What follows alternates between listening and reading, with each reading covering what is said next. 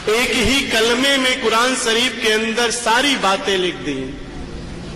नहीं है इबादत के सिवा और कोई दूसरा, ला इलाहा इल्लल्लाह मुहम्मदुर रसूलुल्लाह।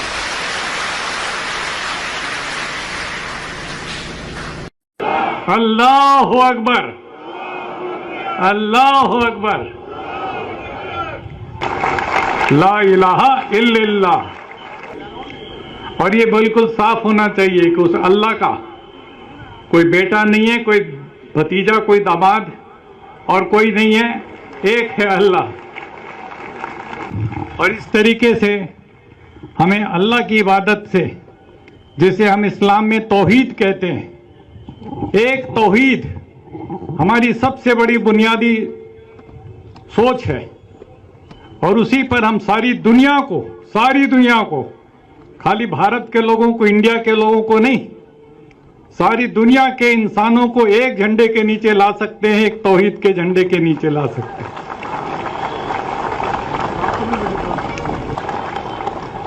और जब हम अपने पैगंबर को याद करते हैं, इस्लाम में पैगंबर इस्लाम को,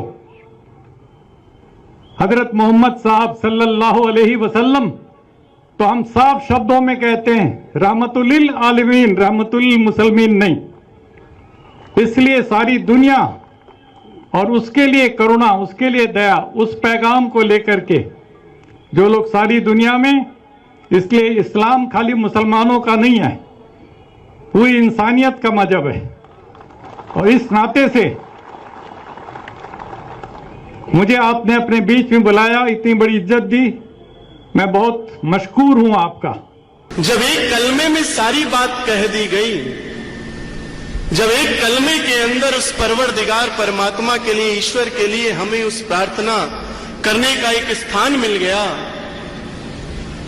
तो हमने अपने विचारों में भिन्नता क्यों पैदा की। ये बात हृदय से कर रहा हूं और कह रहा हूं इस मंच से कि ये सत्य है कि अगर मोहब्बत कहीं देखनी है तो मालेर कोटला आ जाओ।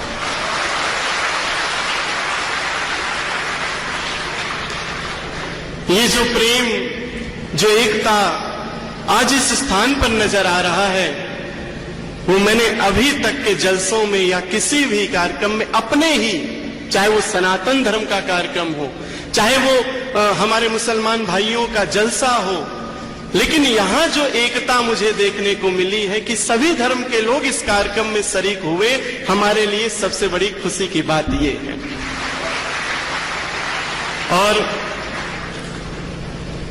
मदनी जी की तो मैं क्या बात कहूं, जिस जुबा पर देखो इन्हीं का नाम है, जिस जुबा पर देखो।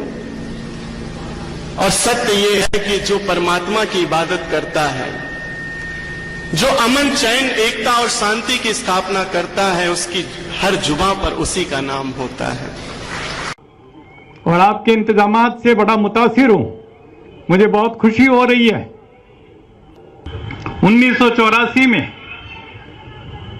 जब इंदिरा गांधी जी की हत्या के बाद सिखों को कत्ल-ओ-गारत हुई, तो सबसे पहले सिखों को बचाने के लिए मैं कूदा था।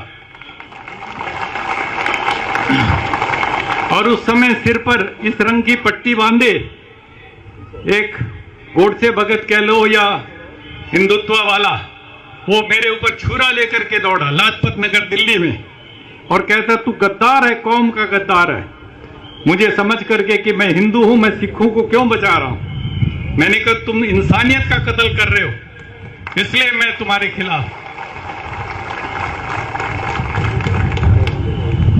और जब जामा मस्जिद, बाबरी मस्जिद शहीद हुई, तो सबसे पहले मैंने खड़े होकर के उसकी मजम्मत की।